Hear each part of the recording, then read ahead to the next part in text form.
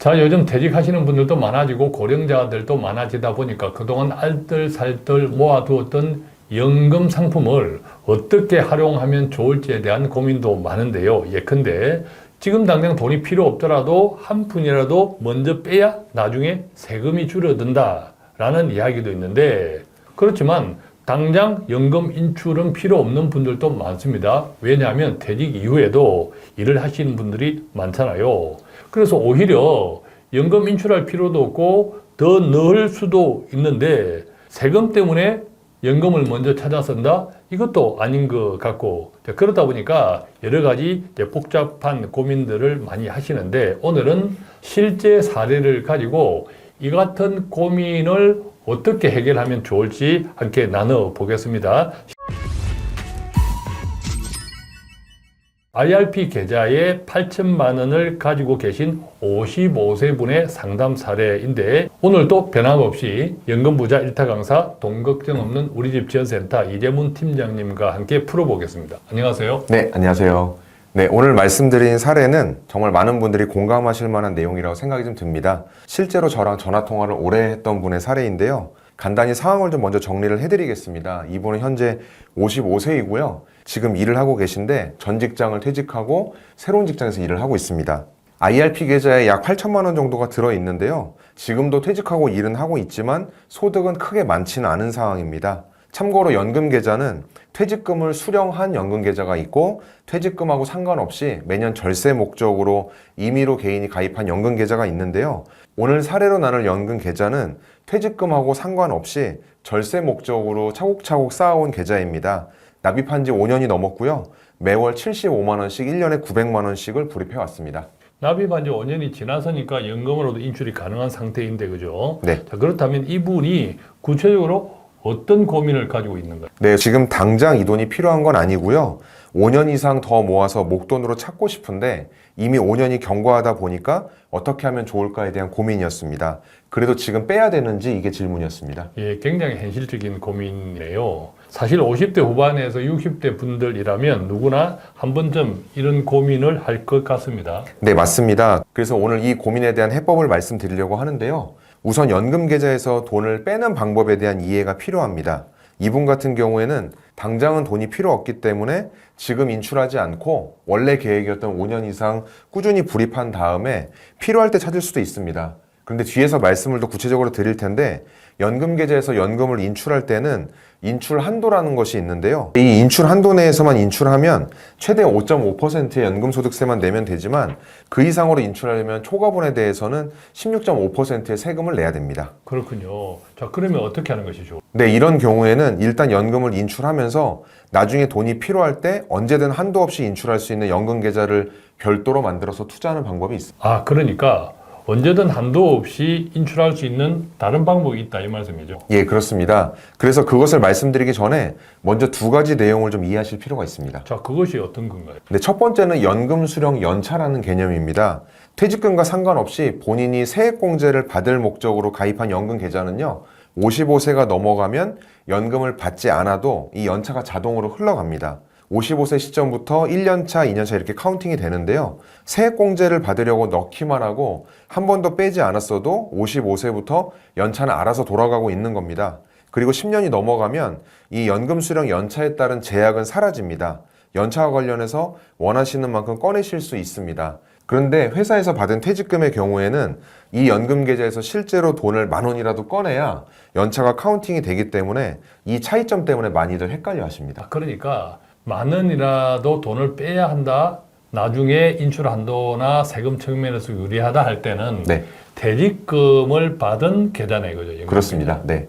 자, 이것을 착각하면 퇴직금을 받은 계좌가 아니고 아무런 상관없이 내가 임의로 절세 목적으로 가입한 IRP에서도 10,000원이라도 빼야 하나 혼동할 수 있겠네요, 그죠? 맞습니다. 예. 네. 자, 그렇다면 이분 같은 경우에는 지금 사례에서는 퇴직금을 받은 계좌가 아니라 절세 목적으로 개인이 임의로 가입한 계좌잖아요. 그리고 5년 경과했고 네. 수령한다면 1년 차니까 아직 10년까지는 많이 멀었네요. 맞습니다. 그래서 두 번째 기준이 더 중요해지는데요. 바로 이 연간 수령 한도라는 개념입니다. 앞서 연차에 대한 말씀을 드렸다면 지금은 1년마다 꺼낼 수 있는 한도를 말씀드려야 되는데 10년 안에 매년 1년마다 꺼낼 수 있는 한도가 정해져 있습니다. 자, 그럼 이것이 꺼내 쓸 수 있는 돈의 한도가 연차랑 관계가 있다는 거죠. 네, 그렇습니다. 이 한도를 넘어서도 물론 인출은 가능한데요. 내야 되는 세금이 확 달라집니다. 그래서 구체적으로 연금 수령 연차에 따라 인출할 수 있는 이 연간 수령 한도와 우리가 통상 알고 있는 1년에 1,500만 원 넘기면 안 된다라고 하는 것 가운데 적은 금액을 인출해야 세제적인 혜택을 받을 수 있고요.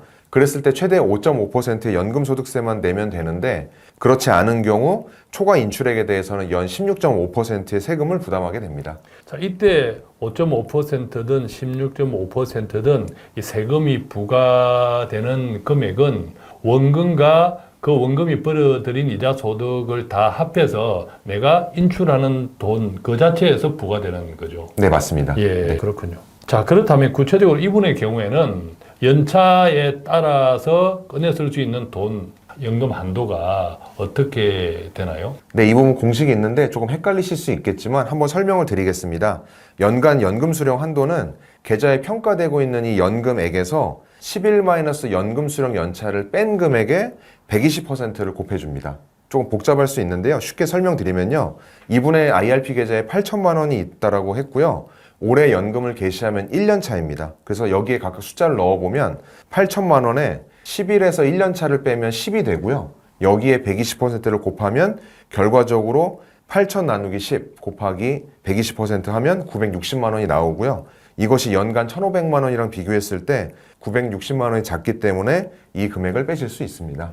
예, 그래도 복잡하게 느껴집니다. 수학은 공식은 항상 복잡하게 느껴집니다. 막상 숫자를 대입하면 간단한데 말입니다. 네. 자, 그럼 결과적으로 이분 같은 경우에 1년 차에 연금을 수령할 수 있는 한도가 960만 원이다. 이렇게 이해하면 되나요? 네, 맞습니다. 1년에 960만 원까지는 연금소득세 5.5%의 낮은 세율로 꺼낼 수 있다는 의미입니다. 그럼 올해는 그렇고 그 다음부터는 어떻게 되나요? 지금 제가 11-1 뭐 이런 식으로 이게 분모인데요. 분모가 줄어듭니다. 1년 차에는 10으로 나누지만 2년 차가 됐을 때는 11 빼기 2니까 9로 줄어들고 그 다음에는 8로 줄어들고 이렇게 분모가 작아지니까 잔액은 물론 꺼내 썼기 때문에 줄어들지만 한도는 크게 줄진 않습니다. 그래서 첫 해에 인출했던 금액과 다르지 않게 거의 비슷한 수준으로 인출을 할 수 있다는 뜻입니다. 자, 그랬을 때 세금 측면에서도 유리하다는 뜻이네요. 예, 맞습니다. 수령한도 내에서 꺼내면 연금소득세 5.5%만 내면 끝이 나지만 그 이상을 초과해서 냈을 때는 초과분에 대해서는 16.5%를 내야 됩니다. 5.5%와 16.5% 차이가 11%인데요. 초과 금액이 예를 들어 한 1,000만 원 정도로 금액이 크다라고 하면 여기서만 11% 곱했을 때 약 100만 원 이상의 세금 차이가 나게 되는 거고요. 그래서 가급적이면 연금 수령 한도 내에서 꺼내는 게 연금 인출의 아주 기본적인 전략입니다. 자, 그런데 이분은 지금 당장 돈이 필요한 상황은 아니라고 했잖아요. 그래도 빼야 하나요? 네, 이분도 그렇게 말씀을 하셨는데 사실 지금 돈은 필요 없다. 꺼내고 싶은 마음도 없다. 차라리 5년을 더 모아서 나중에 목돈으로 찾고 싶다 이렇게 말씀을 하셨거든요. 이제 그런데 여기서 문제가 생깁니다. 나중에 5년 뒤, 10년 뒤에 목돈을 급하게 필요해서 만약에 목돈을 한꺼번에 빼야 되는 상황이 왔을 때 당연히 연금 수령하는 연간 한도를 넘어가게 될 건데요. 16.5%의 부담하는 세금이 클 겁니다. 그렇군요. 그런데 문제는 이분이 지금 당장 돈이 필요한 분은 아니다. 그죠? 네, 이게 오늘 내용의 핵심인데 그래서 한마디로 정리하면 매년 연간 인출 한도만큼 수령한 다음에 새로운 연금저축 계좌를 만들어서 거기서 투자를 다시 하는 겁니다. 자, 그러니까 일단 돈을 빼서 한도만큼 다른 계좌를 만들어서 그것을 활용한다. 네, 그렇습니다. 이 뜻이네요, 그죠? 네, 단계별로 하나씩 설명을 좀 드리면요. 첫 번째 이제 기존 IRP에서 올해 960만 원을 인출한다고 말씀드렸는데요. 그렇다고 이거를 매월 연금으로 나눠서 인출하실 필요는 없고요. 1년에 한 번 960만 원을 한 번에 빼는 겁니다. 세금은 연금소득세 5.5%만 빼고 나옵니다. 한 번에 빼도 되지만 매달 빼도 되는 거죠. 상관은 없습니다. 투자를 하려면 사실 매달 분할 투자 개념으로 매달 하는 것이 조금 더 안정성을 높이는 방법이기는 하겠네요. 그죠? 그렇습니다. 예, 어쨌든 그런 이제 편리하신 대로 하면 된다. 네, 예. 그렇습니다. 지금 대표님께서 말씀 주신 대로 매월 생활비로 쓰던가 아니면 적립식으로 투자한다면 그 방법도 좋을 수 있고요. 절세를 위해서 지금은 계좌를 분리하는 작업이기 때문에 매월 나누는 게 아니라 한 번에 옮기겠다라고 하신다면 1년에 한 번씩 960만 원 목돈으로 빼서 옮겨도 상관없습니다. 이게 더 실무적으로는 간단하고 편리한 방법일 수도 예. 있습니다. 자, 그 다음에는요. 네, 두 번째는 이렇게 인출한 960만 원을 새로운 연금저축 계좌안에 넣습니다. 여기서 중요한 포인트가 있는데 IRP 같은 계좌는 증권사에서 추가 개설이 안 됩니다. 다른 증권사를 이용하셔야 되는데 연금저축 계좌 같은 경우는 한 개의 증권사에서도 여러 개를 만들 수 있습니다. IRP 계좌는 같은 증권회사에서 새롭게 만들 수는 없지만 추가로 연금저축은 여러 개를 한 증권사에서 만들어도 괜찮다. 네, 맞습니다. 예. 중요한 건 이렇게 만든 연금저축 계좌는 세액공제를 받지 않는다는 점입니다. 예. 자, 세액공제를 받지 않으면 절세 효과도 사라지는 것 아닌가요? 네, 그렇게 생각할 수도 있는데 대신 목돈이 필요할 때 언제든 인출한도 금액과 상관없이 인출을 할 수 있다는 장점이 있습니다. 자, 그러면 세액공제 받았던 것과 동일하지 않나요? 그것도 원금을 초과한 부분에서 16.5%를 낸다고 했잖아요. 네, 그런데 세액공제 받았던 것에서는 수익뿐 아니라 원금에 대해서도 16.5%를 내셔야 됐는데 지금의 경우는 세액공제를 받지 않았기 때문에 수익에 대해서만 부담하면 되니까 차이가 아주 큽니다. 이렇게 하면 당장의 연금은 필요 없지만 낮은 연금소득세 혜택을 받으면서 인출한 다음에 이 돈을 나중에 훨씬 더 유연하면서도 세금이 적은 연금 계좌로